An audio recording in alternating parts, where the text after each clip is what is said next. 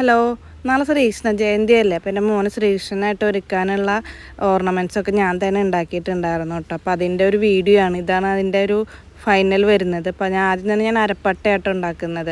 അപ്പോൾ അരപ്പട്ടയുടെ ഷേപ്പിൽ ഞാനൊരു നമ്മുടെ കല്യാണക്കത്തിൻ്റെ ഒരു കവർ ഉണ്ടല്ലോ, അതിലാണ് അപ്പോൾ അതാകുമ്പോൾ ഇത്തിരി കട്ടി ഉണ്ടാവില്ല, അതുകൊണ്ടാണ് അതിൽ ഒട്ടിക്കുന്നത്. അപ്പോൾ നിങ്ങൾക്ക് കട്ടിയിൽ ഏത് പേപ്പറിൽ വേണമെങ്കിലും യൂസ് ചെയ്യാം. പിന്നെ ഇങ്ങനത്തെ ഒരു ഗോൾഡൻ പേപ്പർ ഉണ്ടല്ലോ, അത് മേടിച്ചിട്ടുണ്ടായിരുന്നു. അതും ഒരു സ്റ്റിക്കർ മാത്രമേ ഞാൻ മേടിച്ചിട്ടുള്ളൂ കേട്ടോ. ബാക്കിയെല്ലാം എൻ്റെ കയ്യിലുണ്ടായിരുന്ന ഐറ്റംസ് വെച്ചിട്ടാണ് ഞാൻ ഉണ്ടാക്കിയിട്ടുണ്ടായിരുന്നത്. അതാകുമ്പോൾ മുകളിൽ വെച്ചിട്ട് അതേ ഷേപ്പിൽ നമ്മൾ കട്ട് ചെയ്തിട്ട് എടുക്കുകയാണ് ചെയ്തത്. ഇത് ഈ ഒരു ഗോൾഡൻ പേപ്പറിന് പകരം വേണമെങ്കിൽ ഗ്ലിറ്റർ ഫോം ഷീറ്റ് വേണമെങ്കിൽ യൂസ് ചെയ്യാൻ പറ്റും. എനിക്ക് ഇതാണ് ഇത്തിരി കൂടെ ബെറ്ററായിട്ട് തോന്നിയത്. അപ്പം അതിൽ ഞാൻ നമ്മളിങ്ങനെ സ്റ്റോൺ മേടിച്ചിട്ടുണ്ടായിരുന്നു, ഇങ്ങനെ അതിൻ്റെ അത് ഒട്ടിച്ച് കൊടുക്കുന്നുണ്ട്. ഇത് നമുക്കിപ്പോൾ നമ്മുടെ ഇഷ്ടത്തിനനുസരിച്ച് നമുക്ക് ഏത് ചോയ്സ് വേണമെങ്കിലും എടുക്കാം. അപ്പോൾ ഈ ഒരു ഇങ്ങനെ പശയൊക്കെ വരുന്ന സ്റ്റോണൊക്കെ നമുക്കിപ്പോൾ ഫാൻസി ഷോപ്പിലും ക്രാഫ്റ്റ് കിട്ടുന്ന ഷോപ്പിലൊക്കെ ഉണ്ട്, ക്രാഫ്റ്റ് ഐറ്റംസ് കിട്ടുന്നത്. അവിടെ നിന്ന് ഇപ്പോൾ മേടിച്ചിട്ട് ഒട്ടിച്ചതാണ്. പിന്നെ ഇതിന് ചുറ്റും ഒന്നും കൂടെ ഒരു ഭംഗി വരാൻ വേണ്ടിയിട്ട് നമ്മൾ ഈ ഹെയർ ബാൻഡിലും അതുപോലെ തന്നെ ഡ്രസ്സിലൊക്കെ വയ്ക്കുന്ന ഒരു സിൽവർ കളർ സീക്വൻസ് ഉണ്ടായിരുന്നു, അതും അതിൻ്റെ ഒപ്പം തന്നെ അതിൻ്റെ ചുറ്റും ഞാൻ അങ്ങനെ ഒട്ടിക്കുന്നുണ്ട് കേട്ടോ. അപ്പോൾ ഇത്തിരി കൂടെ ഒരു ഭംഗി, കാരണം ഇത്തിരി കൂടെ തിളങ്ങി നിൽക്കണമല്ലോ എന്ന് വിചാരിച്ചിട്ട് അങ്ങനെ കൂടെ ഒട്ടിച്ചിട്ടുണ്ടായിരുന്നു. ഇതൊക്കെ നമ്മുടെ ഇഷ്ടത്തിനനുസരിച്ച് ചെയ്യാം കേട്ടോ. ഞാനിപ്പോൾ ഈ യൂസ് ചെയ്യണ ഈ എല്ലാ സാധനങ്ങളും മേടിക്കാനായിട്ട് കടയിൽ പോയിട്ടുണ്ടായിരുന്നു. അപ്പോൾ നമ്മൾ കടയിൽ പോയപ്പോൾ എനിക്കതൊന്നും ഇഷ്ടപ്പെട്ടില്ല. അപ്പോൾ ഞാൻ തന്നെ ഉണ്ടാക്കാമെന്ന് വിചാരിച്ചു കേട്ടോ. അപ്പോൾ നമ്മുടെ കയ്യിൽ ഐറ്റംസും ഉണ്ടല്ലോ. അപ്പോൾ ഞാൻ അതെല്ലാം ഒട്ടിച്ചിട്ട് അതിൻ്റെ മോൾ സൈഡിൽ ഈ സ്റ്റോൺ ഷീറ്റ് ഉണ്ടല്ലോ, ഞാൻ പിങ്കാണ് എടുത്തേക്കുന്നത്. കാരണം അവന് ഞാൻ മേടിച്ചേക്കുന്ന ഷോളുമ്മേ പിങ്കാണുള്ളത്. അപ്പോൾ അതിന് മാച്ചായിക്കോട്ടെ ഞാൻ പിങ്ക് സ്റ്റോൺ ഷീറ്റായിട്ട് യൂസ് ചെയ്യുന്നത്. ഇതൊക്കെ നമ്മൾ ഹെയർ ബാൻഡിലൊക്കെ ക്ലിപ്പിലൊക്കെ വെക്കുന്ന സ്റ്റോൺ ഷീറ്റാണ്.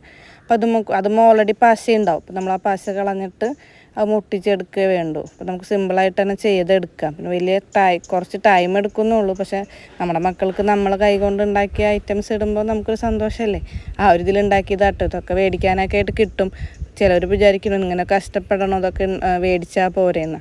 അപ്പോൾ നമുക്കിത് നാശാവാതെ ഇരിക്കുകയാണെങ്കിൽ നമുക്ക് അടുത്ത കൊല്ലം യൂസ് ചെയ്യാമെന്ന് വിചാരിച്ചിട്ടാട്ടോ. പിന്നെ ഞാൻ അതുമ്മ കൂടെ ഒരു പിങ്ക്, അതായത് ആ ഒരു കളർ മാച്ച് ചെയ്യുന്നൊരു ഓർഗൻസ് റിബൺ ഉണ്ടായിരുന്നു. അപ്പോൾ അത് തന്നെ നമ്മൾ കെട്ടാൻ വേണ്ടിയിട്ട് യൂസ് ചെയ്യുന്നുണ്ട്.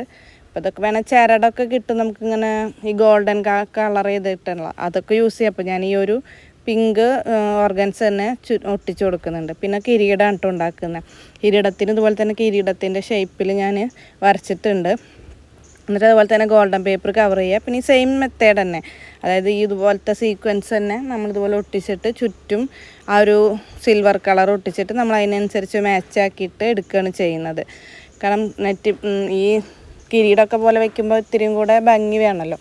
ഞാനത് കിരീടം ഉണ്ടാക്കണ്ടെന്ന് വിചാരിച്ചത്. കാരണം ഞാൻ മുമ്പ് ഇതുപോലൊരു വീഡിയോയിൽ പീലാക്കലും വെച്ചിട്ടുള്ളൊരു ഐറ്റം ഉണ്ടാക്കിയിട്ടുണ്ടായിരുന്നല്ലോ. അപ്പോൾ അതും ഇതും കൂടെ ചെറുത് മാച്ച് ചെയ്ത് വെച്ച് നോക്കാം, രണ്ടും കൂടെ വെച്ചിട്ട് എങ്ങനെയുണ്ട് നോക്കിയിട്ട് ഉണ്ടാക്കാമെന്ന് വിചാരിച്ചിട്ടാണ്. അപ്പോൾ ഞാൻ എന്തായാലും ഉണ്ടാക്കിയിട്ടുണ്ടായിരുന്നു. അതുപോലെ തന്നെ അതിൻ്റെ അടിയിൽ ഇതുപോലെ ഓർഗൻസയുടെ റിബൺ നേരത്തെ എന്താണോ ചെയ്തത് അതേ സെയിം മെത്തേഡ് തന്നെയാട്ടോ ഇതിലും ചെയ്തേക്കുന്നത്. പിന്നെ കൈൻ്റെ രണ്ട് സൈഡിൽ കെട്ടി കൊടുക്കാനായിട്ട് അതുപോലെ തന്നെ ഈ ഷേപ്പിൽ ഞാൻ ഇതുപോലെ കല്യാണക്കത്തിൽ വരച്ചിട്ട് വെട്ടിയെടുക്കുക ചെയ്യുന്നത്, ഈ ഗോൾഡൻ പേപ്പർ ഒട്ടിച്ചിട്ട്.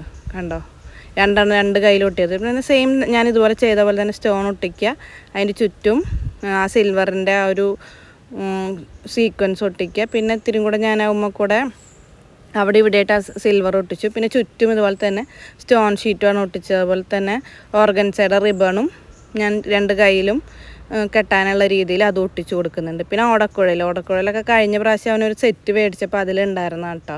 അപ്പോൾ ആ ഓടക്കുഴൽ ഞാനൊന്നും കൂടെ ആ ഒരു ഇതുപോലെ തന്നെ ഗോൾഡൻ പേപ്പർ കവർ ചെയ്തിട്ട് ഒട്ടിച്ചെടുത്തിട്ടുണ്ട്. ഇതിപ്പോൾ ഓടക്കുഴൽ ഇല്ലയെന്ന് വിചാരിച്ച് കുഴപ്പമൊന്നുമില്ല. നമ്മൾ ഈ കട്ടിയുള്ള പേപ്പർ ഉണ്ടല്ലോ അതുപോലെ ചുരുട്ടിയിട്ട് നമുക്ക് ഓടക്കുഴൽ പോലെ ഉണ്ടാക്കാം കേട്ടോ.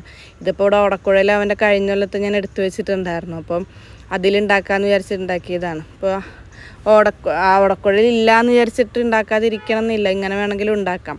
അപ്പം അതിന് വേണ്ടിയിട്ടും നമ്മൾ എക്സ്ട്രാ ക്യാഷൊന്നും ചിലവാക്കണം എന്നില്ല. ഓടക്കുഴലാകുമ്പോൾ ഒരു ഇത്തിരിയും കൂടെ ഇപ്പോൾ ഈ കവർ ചെയ്യുമ്പോൾ ഇത് ഓടക്കുഴലാണോ ഇല്ലയെന്നൊന്നും നമുക്ക് അറിയാൻ പറ്റില്ലല്ലോ. അപ്പോൾ ഞാനതുപോലെ തന്നെ ഓടക്കുഴലിൽ ഇതുപോലെ തന്നെ സെയിം ഈ സീക്വൻസും ഇതുപോലെ തന്നെ ഈ സ്റ്റോണൊക്കെ ഒട്ടിച്ചിട്ട് സെയിം തന്നെ ഇതുപോലെ തന്നെ ജസ്റ്റ് ഒന്ന് റൗണ്ട് ചെയ്തിട്ട് ഒട്ടിക്കുന്നുണ്ട്. പിന്നെ താഴത്തും മുകളിലും ആ സ്റ്റോൺ ഷീറ്റും കൂടെ ജസ്റ്റ് ഒന്ന് ഒട്ടിച്ച് കൊടുക്കുന്നുണ്ട്. ഒരു ഇത്തിരിയും കൂടെ കാരണം മാച്ചായിട്ട് വരട്ടെ എന്ന് വിചാരിച്ചിട്ടോ എല്ലാം ചെയ്തൊക്കെ നമ്മുടെ കയ്യിലുള്ളത് കൊണ്ടാട്ടോ ഇത്ര ആർഭാളമായിട്ടൊക്കെ ചെയ്യുന്നത്. പിന്നെ ഞാൻ അത് ഫുള്ളായിട്ട് ഒട്ടിച്ചിട്ട് കണ്ടു ഇങ്ങനെയാട്ടോ അതിൻ്റെ ഔട്ട്പുട്ട് വരുന്നത്. പിന്നെ ഞാൻ വിചാരിച്ചു മാല ഉണ്ടാക്കാമെന്ന്. അപ്പോൾ മാലയ്ക്കൊക്കെ വില ചോദിച്ചപ്പോൾ 65-75 രൂപയൊക്കെ ഉണ്ട്. പക്ഷെ എൻ്റെ കയ്യിൽ ഈ മുത്തൊക്കെ ഉണ്ട്. അപ്പോൾ പിന്നെ നമ്മളായിട്ട് ഉണ്ടാക്കാമല്ലോ എന്ന് വിചാരിച്ചിട്ടാണ്. അതുപോലെ തന്നെ 2 ചേടാപ്പെട്ടി എടുത്തിട്ടുണ്ട് കേട്ടോ, 3 ഹോളിൻ്റെ. കാരണം 3 ലെയറുള്ള മാലയാണ് ഞാൻ ഉണ്ടാക്കുന്നത്.